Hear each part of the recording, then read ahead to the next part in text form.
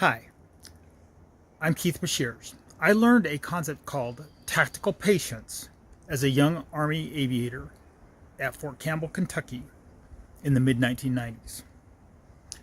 And this is relevant to business because most of us are making business decisions based off of what we think is happening, and we just haven't done enough repetitions to achieve the effect yet. So we're actually doing the right things, but we're stopping too early before the actual results are achieved. So what is tactical patience? Tactical patience is the idea that things take time to develop. Situations need the opportunity to grow to be what they should be doing. If our inputs are wrong, then we need to stop and we need to start doing the right inputs. But assuming that our inputs are correct, the question is how many repetitions are needed to actually achieve the effect we need. So I'll make a really simple, ridiculous example. Even if Coke has the most perfect soda pop, they're not going to make any money if they sell one 12-pack a month. There's many of iterations of sales that they have to make in order to make enough sales to make money. So here's how I learned the concept of tactical patience. I was in a troop doing air reconnaissance as a brand new aviator, and then was promoted to a staff role in the squadron headquarters. And in the squadron headquarters, my role was to track what was happening with the line units who were out doing reconnaissance, and then report that back to the division headquarters, the two-star general. And shortly after I got that role, we were in a training exercise where we were based in an assembly area north of Fort Campbell, Kentucky, and we were flying missions back onto the military reservation. So when my unit would launch out of my assembly area, I could talk to them on the radio. I could hear them as they were traveling to the training area. But once they got down at terrain flight level and they're maneuvering through the woods trying to find the simulated enemy, I couldn't hear their radio transmissions. They would have to come up to altitude to send me an update. Just after they launched, my boss, who had just come back to the line unit after having been in a foreign exchange training opportunity with Brazil for several years, took off, and he positioned himself halfway between where we were and the training area in a high orbit so that he could talk to both of us. So he was getting reports from them and relaying those reports to me, and then I was consolidating the reports. And I kept hearing him call status report.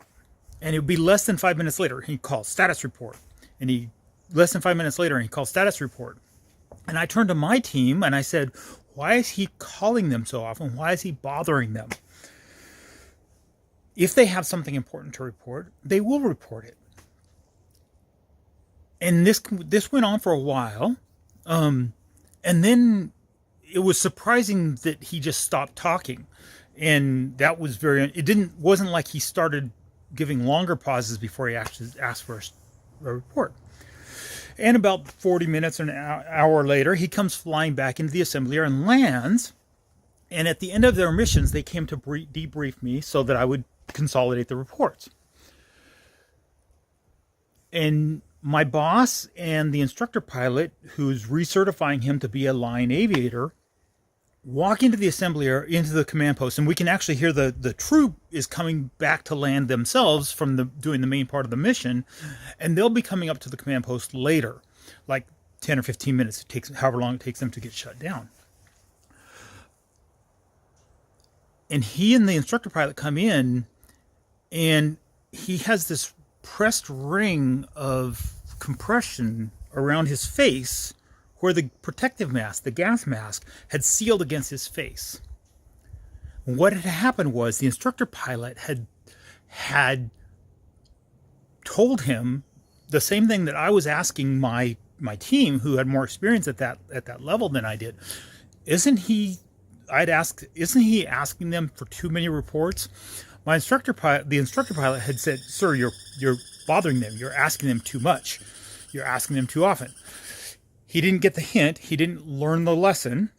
And therefore, the instructor pilot had said, "Sir, gas, gas, gas."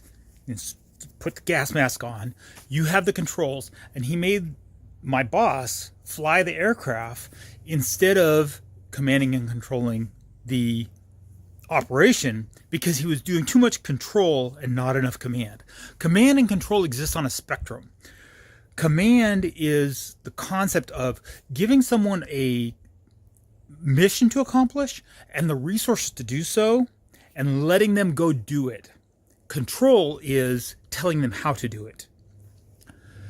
Sometimes control is appropriate, but very often we lean too far towards control. In the business world, we call it micromanaging, where what in the military we call mission type orders. Command is give them all the resources, give them the assets, tell them what you want to accomplish, and let them surprise you by their ingenuity on how they will accomplish it.